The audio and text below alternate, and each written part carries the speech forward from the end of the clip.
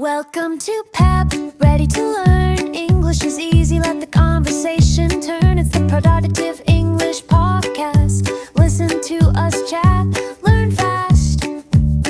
Grab your coffee, take a break. It's time for English to awake. Hello, everyone, and welcome back to the Productive English Podcast, PEP.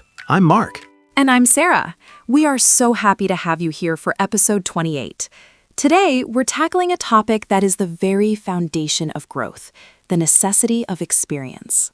You know, Sarah, we live in the information age. We can watch a YouTube video about anything.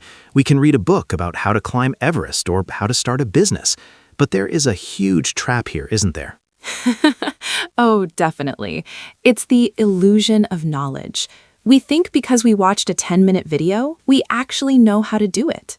Exactly. But knowing the path is not the same as walking the path. I call this intellectualization. We keep everything in our heads and we never let it touch our hands or our hearts. That's so true.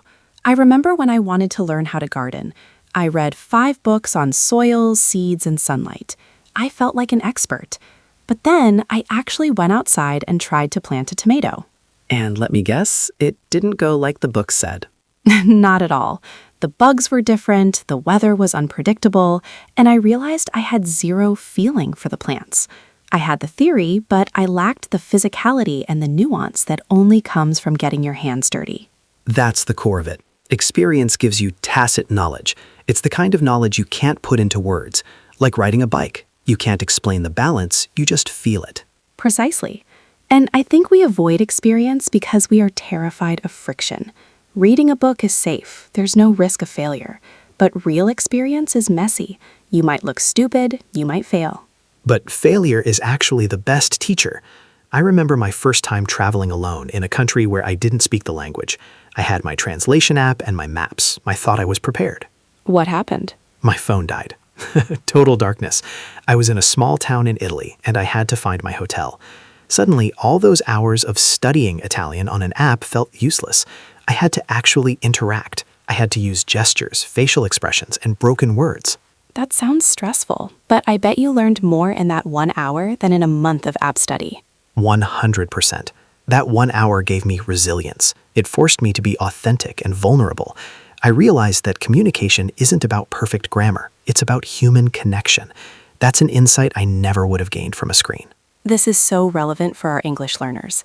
You can study grammar for 10 years, but one 5-minute conversation with a stranger will teach you more about the soul of the language than any textbook.